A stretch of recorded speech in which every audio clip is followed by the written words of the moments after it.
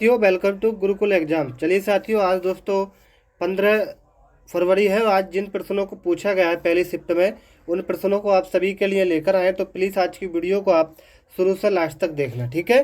और एक बार सभी छात्र वीडियो को लाइक कर देना, और आप चैनल पर पहली बार आएँ तो प्लीज़ सभी छात्र हमारे चैनल को सब्सक्राइब करके बेल आइकन ऑन जरूर कर देना, ताकि आपको डेली वीडियो का नोटिफिकेशन सबसे पहले मिलता रहे, ठीक है। चलिए, आज का पहला प्रश्न था कि बुद्धि का एकल घटक एवं एकल अव्यय सिद्धांत किसने दिया था। तो मेरे प्यारे मित्रों, ये किसने दिया था ये आपको पता होना चाहिए। तो बुद्धि का एकल घटक एवं एकल अव्यय सिद्धांत जो दिया था वो दिया था अल्फ्रेड बिने ने। किसने साथियों? अल्फ्रेड बिने ने। तो आपका राइट आंसर था ऑप्शन नंबर सी। प्यारे मित्रों, आगे पूछा गया था वही मूर्खी प्रवृत्ति के व्यक्ति होते हैं। वही मूर्खी प्रवृत्ति के जो व्यक्ति होते हैं वो आपके होते हैं सामाजिक एवं मित्रतापूर्ण व्यवहार के। किसके साथियों? सामाजिक एवं मित्रतापूर्ण व्यवहार के। तो इस प्रश्न का जो सही आंसर था वो था ऑप्शन नंबर ए वाला, ठीक है। आइए साथियों, आगे पूछा गया था, नोट करेंगे प्रश्न नंबर 3 को। सामाजिक पैमाने की विधि के अनुसार इनमें से सुपरस्टार अति मानव वह होता है जिसे किस चीज़ का ज्ञान हो या किस चीज़ में चयन हो। बहुत अच्छा प्रश्न है। प्रश्न नंबर जो आपका 3 है मेरे प्यारे मित्रों, इस प्रश्न का राइट आंसर हो जाएगा ज़्यादातर लोग द्वारा चयन किया जाता है। क्या साथियों? ज़्यादातर लोगों द्वारा चयन किया जाता है। तो आपका राइट आंसर था इस प्रश्न का ऑप्शन नंबर ए वाला। चलिए आइए साथियों, आगे प्रश्न पे पूछा गया था व्यक्तित्व के मूल्यांकन हेतु प्रयुक्त शब्द सहचार्य परीक्षण विधि का प्रयोग जुंग द्वारा किस वर्ष में किया गया था। मेरे प्यारे मित्रों, ये जो किया गया था ये किया गया था 1910 में। किसमें साथियों? 1910 में। तो आपका राइट आंसर क्या था? 1910, यानी कि ऑप्शन नंबर डी आपका सही आंसर था। चलिए साथियों, आगे आ जाइए। बहुत अच्छा प्रश्न है, नोट करेंगे सभी छात्र कि लंबाई, भार, त्वचा का रंग, पैर, आँखों तथा बालों का रंग, विविधता तथा पिछलन को क्या कहते हैं। बहुत अच्छा प्रश्न है साथियों। ये प्रश्न कई बार आपकी परीक्षा में पूछा जाता है। तो लंबाई, भार, त्वचा का रंग, पैर, आँखों एवं बालों का रंग, विविधता तथा प्रचलन को क्या कहते हैं? इसको कहते हैं, नोट कर लेना मेरे प्यारे मित्रों, भौतिक अंतर। क्या साथियों? भौतिक अंतर। तो आपका राइट आंसर क्या था? ऑप्शन नंबर बी वाला। प्यारे मित्रों, आगे आइए। इनमें किस से, ध्यान से नोट कर लेना, इनमें किस से घटक के प्रभाव से शैक्षिक पिछड़ापन नहीं उत्पन्न होगा। फिर दोबारा सुनिएगा, इनमें किस से घटक के प्रभाव से शैक्षिक पिछड़ापन नहीं उत्पन्न होगा। तो मेरे प्यारे मित्रों, प्रश्न नंबर जो 6 था, इस प्रश्न का जो सही आंसर था वो था आपका स्कूल विद्यालय की सोचनीय शैक्षिक माहौल। क्या साथियों? स्कूल विद्यालय की सोचनीय शैक्षिक माहौल। तो आपका राइट आंसर क्या था? ऑप्शन नंबर बी वाला। चलिए साथियों, आगे आ जाइए।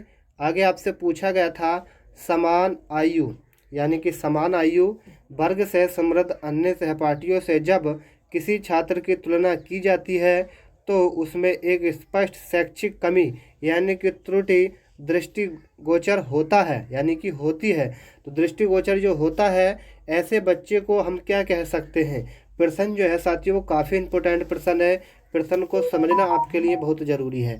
तो मेरे प्यारे मित्रों, मैं आपको बता दूं, सामान्य आयु वर्ग से समृद्ध अन्य सहपाठियों से जब किसी वस्तु की तुलना की जाती है तो उसमें एक सुस्पष्ट यानी कि स्पष्ट शैक्षिक कमी का मतलब त्रुटि दृष्टिगोचर होती है। तो ऐसे बच्चों को जो हम कहते हैं मेरे प्यारे मित्रों, वो कहते हैं पिछड़ा बालक। क्या साथियों? पिछड़ा बालक। आइए साथियों आगे।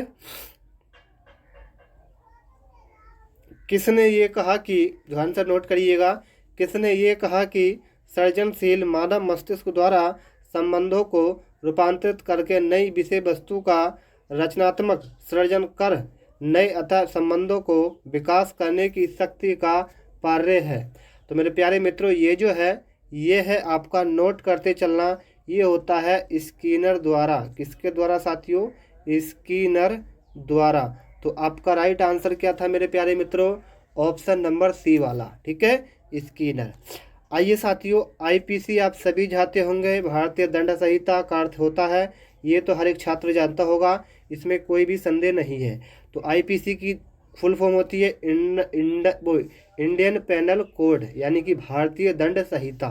ठीक है, जो भी साथियों दंड दिया जाता है वो इसी धारा के अनुसार आपको दिया जाता है, और कोई आप अपराध करते हैं तो। ठीक है, चलिए आपको बता दें, बालक का प्रारंभिक विकास मुख्यतः किस पर निर्भर करता है। देखो, बालक का जो प्रारंभिक विकास होता है वो निर्भर करता है आपके माता पिता पर। किस पर साथियों?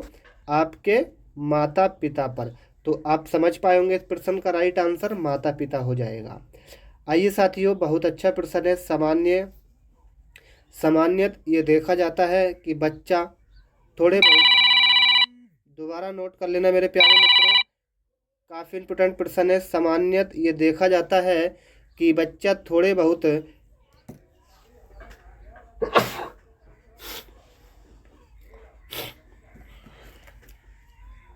चलिए, सामान्यत ये देखा जाता है कि बच्चा थोड़े बहुत मायनों में अपने माँ बाप से भिन्न होता है। इसे किसके अनुवांशीय नियम के लिए जारी विश्लेषित किया जा सकता है। तो मेरे प्यारे मित्रों, इस प्रश्न का जो आपका राइट आंसर हो जाएगा वो हो जाएगा विभेद। क्या साथियों? विभेद इस प्रश्न का आपका राइट आंसर हो जाएगा, यानी कि आपका राइट आंसर बी हो जाएगा। आगे आइए साथियों, ये कुछ महत्वपूर्ण प्रश्न थे, कैसे लगे कमेंट में बताइएगा।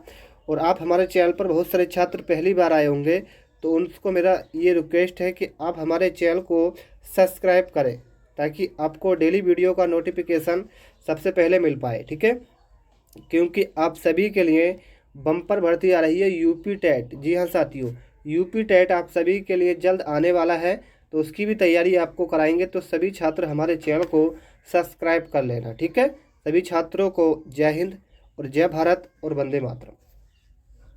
साथियों, वेलकम टू गुरुकुल एग्जाम। चलिए साथियों, सेकंड शिफ्ट में आज एक प्रश्न पूछे गए थे कि क्या बुद्धिमान माता पिता अभिभावक के बच्चे या संतानें हमेशा पढ़ाई में तेज होते हैं। इस प्रश्न का आंसर पूछा था आपसे। तो मैं आपको बता दूं, ये प्रश्न जो होता है साथियों बिल्कुल गलत है, यानी कि नहीं, ये बात एकदम सही नहीं है कि बुद्धिमान माता पिता के बच्चे जो होते हैं वो तेज होते हैं। तो आपका राइट आंसर था इस प्रश्न का बी वाला। ठीक है, एक प्रश्न आगे पूछा गया था कि निर्धनों परिवारों के बच्चे जो छोटे आकार के परिवार से समृद्ध हैं, उनके विकास के बेहतर वातावरण पाने के मौके होने हैं, क्योंकि उन्हें बड़े परिवारों के निर्धन बच्चों की अपेक्षा क्या क्या समानताएं उनके अंदर होती हैं। तो आपको बता दें साथियों, ये आपकी समानताएं जो होती हैं वो होती हैं उनके बेहतर परिस्थितियां प्राप्त होती हैं। उन्हें क्या होती हैं? बेहतर परिस्थितियां प्राप्त होती हैं। ठीक है, तो आपका राइट आंसर मेरे मित्रों था ऑप्शन नंबर डी वाला। चलिए, एक प्रश्न आगे पूछा गया था कि बच्चे के समाजीकरण करने की दो विधियों में से एक स्नेह पारक है या सजा एवं, ये आपसे पूछा गया था। मैं आपको प्रश्न दोबारा पढ़ के बताता हूँ कि बच्चों के समाजीकरण करने की दो विधियों में से एक स्नेह पारक है। ठीक है, स्नेह परक, दूसरी सजा एवं और पूछी गई थी आपसे। ठीक है, तो आपको बता दें इस प्रश्न का राइट आंसर नोट कर चलना, उद्देश्य परक सजा मिलती है। ठीक है, उद्देश्य परक क्या मिलती है साथियों? सजा मिलती है। तो आपका राइट आंसर क्या था? बी वाला। आगे आपसे पूछा गया था, जीवन के शुरुआती अवधि के दौरान यदि किसी भाषा को सीख लिया जाता है तो हर बच्चा क्या कर पाता है, ये पूछा गया था। जीवन के शुरुआती अवधि के दौरान यदि किसी भाषा को सीख लिया जाता है तो हर बच्चा जो होता है वो आपका होता है एक मूल पैतृक भाषाई भसज निवासी के भांति प्रभा प्राप्त कर देता है। ठीक है, तो आपका राइट आंसर क्या था? बी वाला। चलिए आगे आ जाइए। एक प्रश्न में पूछा गया था 2 से 3 वर्ष की आयु के मध्य एक बच्चे की भाषा विकास दर % में लगभग कितनी होती है। तो ये प्रश्न भी काफ़ी इम्पोर्टेंट था। इसका सही आंसर था 2 से 10 तक। ठीक है, कितनी साथियों? 2 से 10 तक। तो आपका राइट आंसर बी था। चलिए साथियों, आगे पूछा गया था मानवों एवं मनुष्य में विकास के सबसे तीव्र गति होती है। मनुष्य में विकास की सबसे तीव्र जो गति होती है साथियों, वो आपकी होती है किशोर अवस्था। क्या साथियों? किशोर अवस्था। तो आपका राइट आंसर क्या था मेरे मित्रों? किशोर अवस्था। ठीक है, चलिए एक प्रश्न पूछा गया था, सिफेलो कोडल प्रवृत्ति के सिद्धांत के अनुसार शारीरिक विकास होता है। तो सिफेलो कोडल प्रवृत्ति के सिद्धांत पर सिद्धांत के अनुसार शारीरिक विकास जो होता है मित्रों, वो आपका होता है सिर से पांव की ओर। किससे साथियों? सिर से पांव की ओर। ठीक है, तो आपका राइट आंसर ए हो जाएगा। चलिए एक प्रश्न आगे पूछा गया था कि गर्भधारण से शिशु के जन्म की अवधि को कहते हैं। गर्भधारण से शिशु के जन्म की अवधि को हम जो कहते हैं वो प्यारे मित्रों कहते हैं प्रसव पूर्व काल। क्या साथियों? प्रसव पूर्व काल। तो राइट आंसर सी हो जाएगा। आगे मित्रों एक प्रश्न था जीन पियाजे से पूछा गया था कि जीन पियाजे द्वारा परिभाषित चरण जिसमें ज्ञानात्मक विकास की शुरुआत शिशु द्वारा अपनी संवेदना, विवेकशील एवं गतिविधियों का इस्तेमाल दुनिया को समझने के साथ होता है, ये पूछा गया था। तो वह क्या कहलाता है मित्रों? वो जो कहलाता है वो कहता है संवेदी मोटर अवस्था। क्या साथियों? संवेदी मोटर अवस्था। तो राइट आंसर मेरे मित्रों आपका ए हो जाएगा। आगे आपसे पूछा गया था रोसा स्याही धब्बा परीक्षण जो व्यक्तित्व का मूल्यांकन करने के लिए इस्तेमाल किया जाता है का विकास पूछा गया था। ठीक है, बहुत अच्छा प्रश्न है। तो ये किया था साहित्यों, आपको नोट करते चलना इस प्रश्न का राइट आंसर हर्टमैन रोसो ने। किसने? हर्टमैन रोसो ने। तो राइट आंसर आपका जो सी था वो बिल्कुल सही आंसर था। आगे पूछा गया था बहुबुद्धि का सिद्धांत किसने दिया था? तो ये तो मैंने आप सभी को बताया है। ये किसने दिया था बहुबुद्धि का सिद्धांत? ये दिया था हार्वर्ड गार्डन ने। तो आपका राइट आंसर सी हो जाएगा। ठीक है, राइट आंसर सी हो जाएगा। आइए मित्रों आगे प्रश्न एक पूछा गया था अपने आसपास के वातावरण माहौल के साथ सामंजस्य बैठने वाले या ढालने की क्षमता से बुद्धिमत्ता का संबंध जोड़ने वाले मनोवैज्ञानिक का नाम आपसे पूछा गया था। उनका नाम था जीन पियाजे। क्या साथियों? जीन पियाजे। तो आपको कथन भी पढ़ के जाने हैं जीन पियाजे और कोलबर्ग के। ठीक है, तो सही आंसर क्या हो जाएगा आपका? ऑप्शन नंबर ए वाला। तो ये कुछ महत्वपूर्ण प्रश्न थे मेरे प्यारे मित्रों जो पूछे गए थे आज। कैसे लगे आपको हमें कमेंट बॉक्स में बताना है। ठीक है, और आपको चैनल को हमारे सभी छात्रों को सब्सक्राइब कर देना है ताकि जल्द दोस्तों आप सभी के लिए यूपी टेट आने वाला है और आप सभी के लिए सी टेट की रिजल्ट भी आपका जल्द आने वाला है। ठीक है, तो सभी छात्र दोस्तों तैयारी करते रहना। जल्द आप सभी के लिए हम यूपी टेट की लाइव क्लासेस शुरू करने जा रहे हैं। तो सभी को जय हिंद, जय भारत।